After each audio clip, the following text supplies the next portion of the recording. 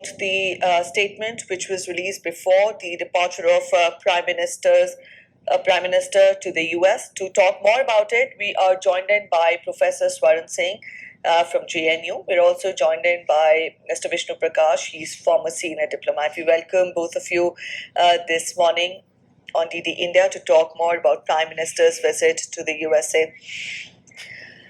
To begin with, I'll first go across to Professor Swaran Singh. Professor Swaran Singh, I would want you to first talk about the expectations. Since morning we've been showing detailed reports to our viewers about what could be on the agenda when the Prime Minister visits the US. The most important point being that there is a change of guard in the US, and this is for the first time that Prime Minister will be having an in-person meeting with President Joe Biden. What are the expectations that both the countries can look forward to?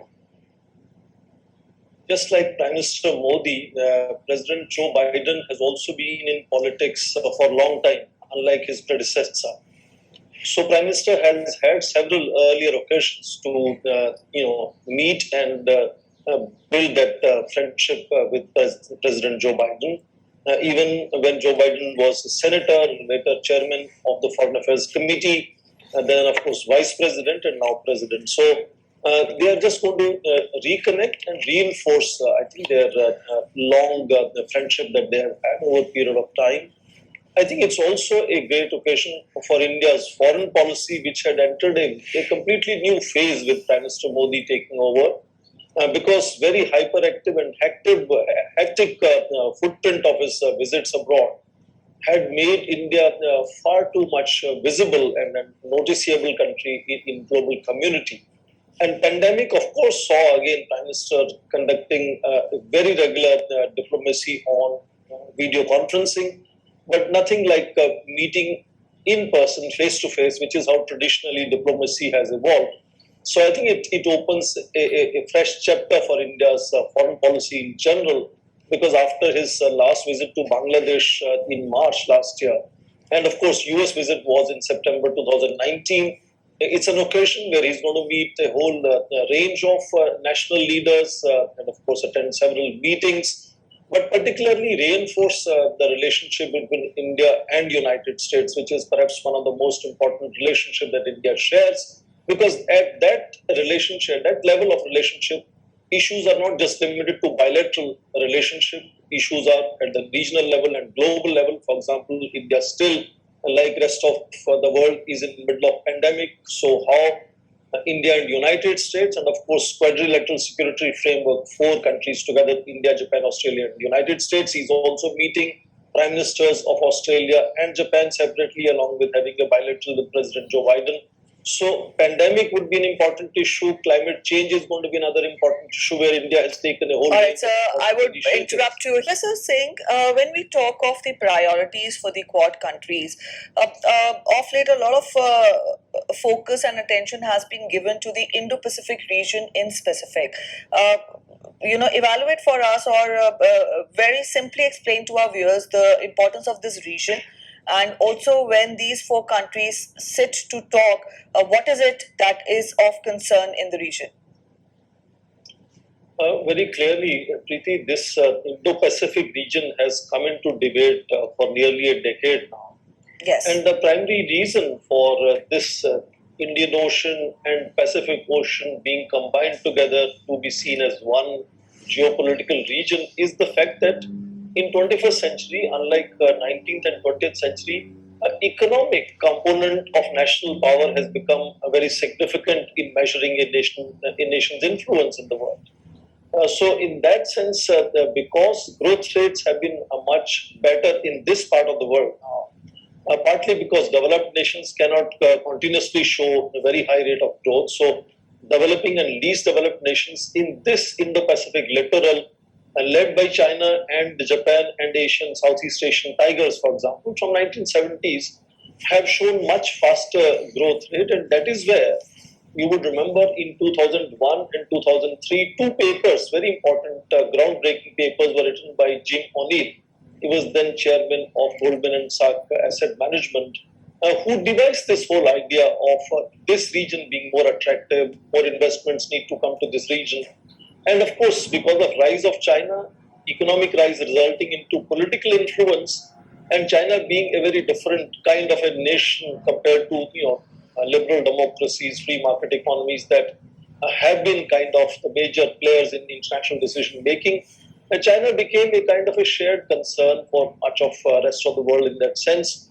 So that has you could start from Obama's pivot to Asia in 2008 or rebalancing of Asia, etc., strategies to now President Trump introducing Indo-Pacific strategy and Indo-Pacific naval command in that sense. So the geopolitical focus, because of economics being an important component, has come to this Indo-Pacific region, and India is very central to this region and also large and growing economy. So India has become very integral to this debate on Indo-Pacific and quadrilateral security framework, in which right now Japan and Australia are already alliance partners of United States, and they would have ideally, even ignored India, but India could not be ignored because India is the largest growing economy in the region that they can engage other than China, and China is the concern.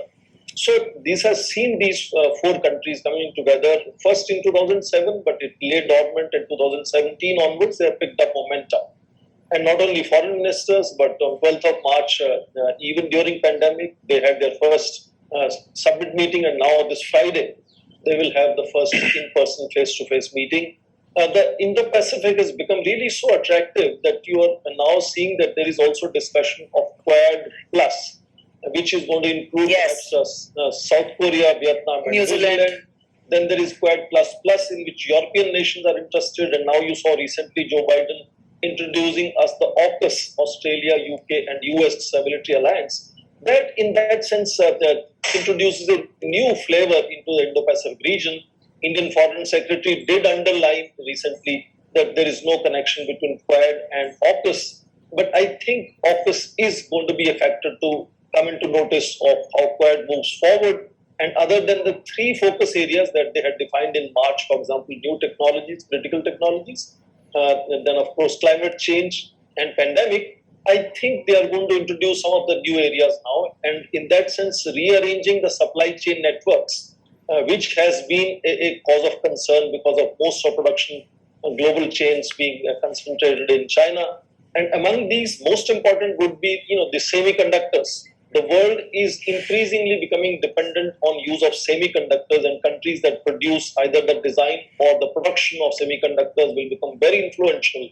And in this reorganization of supply chain, I think that how to ensure that the semiconductors are produced in design in United States, maybe production lines in India. So how to reduce that dependence on China is where quadrilateral security framework is going to perhaps focus afresh as to how to become less dependent on China, and therefore expand their own canvas. Quadrilateral security dialogue is no longer just focusing on security, as you see their focus areas are widening over a period of time, and consolidating and reinforcing will perhaps be the focus in the Friday meeting that four leaders will be meeting together. Right. All right. So that was a detailed report of Prime Minister's expected engagements in the United States.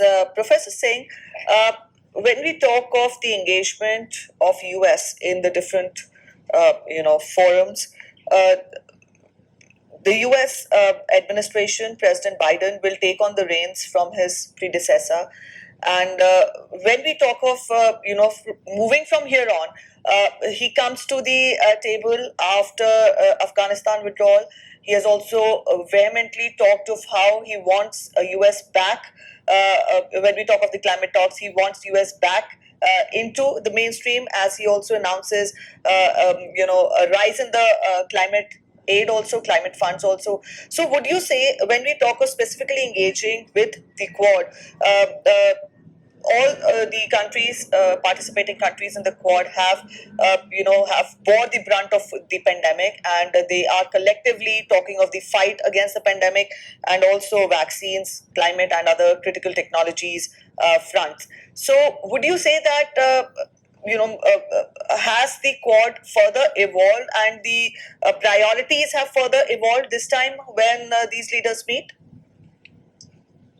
We all saw President Joe Biden speech on General Assembly yesterday, UN General Assembly.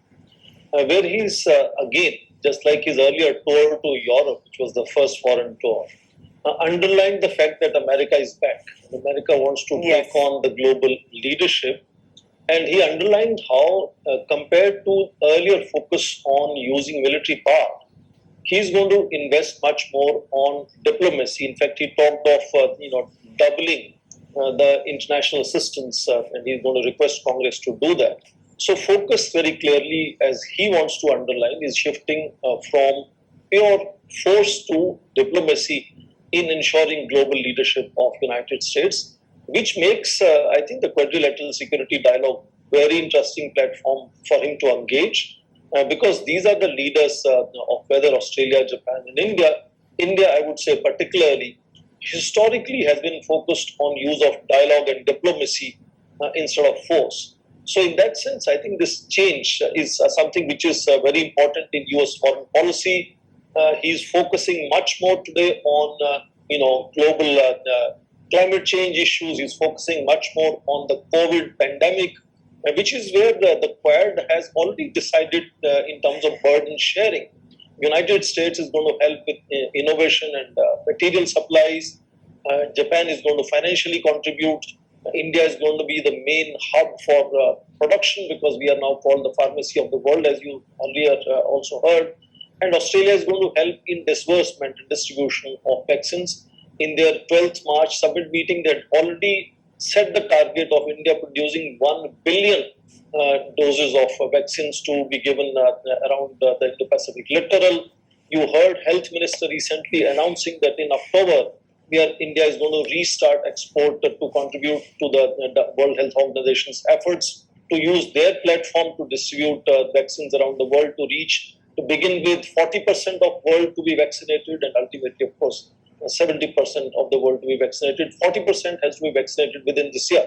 So India is a very important contributor when it comes to how Joe Biden wants to kind of reshape global engagement of United States. And that is where I think the four countries are going to come together and talk to each other as to how they can build those strategies to contribute in terms of Quad becoming an important player in the region.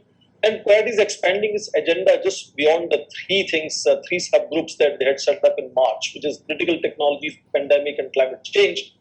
I think there are also going to be other issue areas which is where they're going to focus and start new initiatives. Obviously, how to organize a global consensus on ensuring a certain restraint on Taliban regime, which is everybody's concern. But we notice that some of the countries like Russia, China, Pakistan have slightly different take on how they wish to engage the new regime in Afghanistan.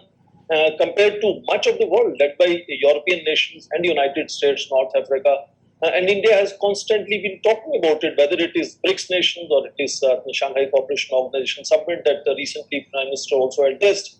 India fundamentally is trying to contribute to that building of consensus, of setting certain benchmarks, which are the minimum benchmarks of how the participation of people has to be ensured in decision making. Basic human rights have to be protected. Development has to be the focus. Women's rights are an important issue. And in that sense, I think they have to work together in ensuring that there is a global consensus built to ensure certain restraint and minimum norms of governance and civility that the Taliban must ensure and demonstrate, so that then international community can collectively in one voice think of considering giving them recognition as a legitimate government. India for last 3 months have been underlining 2-3 elements which are very dear to India from India's national interests, which is immediate stopping of all violence on the ground, ensuring safety and security of Indian citizens and people of Indian origin in Afghanistan, giving them complete freedom to leave the country if they wish to leave the country, and of course ensuring that no outfit of any kind, whether it is Daesh, which is Islamic State, or Al Qaeda or Jaish-e-Mohammed, any of these, none of these should be able to use the territory of Afghanistan to launch any anti-India initiative. So these are things that India has, from Indian national perspective, also put on the table for about 3 months now. And India is contributing in that sense to the global consensus to be built as to how to deal with this immediate problem other than the pandemic.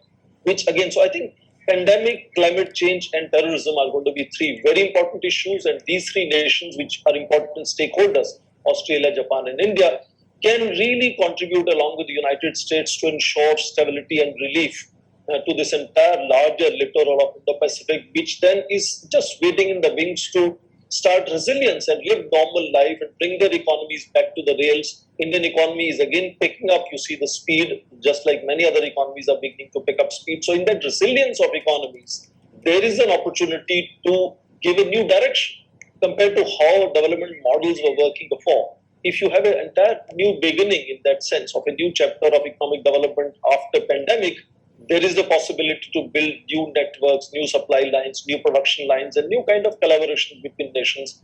And I think that is where United States, along with Australia, Japan, and India, and some of the other interested nations in Europe, in North America, in Southeast Asia, who are also willing to participate and at least coordinate with quadrilateral security framework. United States sees this as a great platform for them, and I think India as well is looking forward to make a major contribution. India's medicines, equipment, vaccines have already been going around the world, and world is still in middle of pandemic, so that issue is still on the table. Very soon, we are moving towards the next climate change summit meeting. Yes. So I think in that sense, these are issues that are really going to be up in their negotiations. And of course, by the sidelines, Indian Prime Minister is meeting Prime Minister Yoshihide Suga, Prime Minister Scott Morrison. Indian Prime Minister has held summit meetings with them already. For example, last June, Indian Prime Minister had summit meeting with Scott Morrison. This April, online summit meeting with Prime Minister Suga. So online and phone conversations were already taking place, but this is the time to build that bonhomie in one person-to-person meetings, which again I think is going to really give a kind of a kickstart to how India can contribute to global decision making and relief efforts in both dealing with terrorism, climate change, and providing vaccines. Right.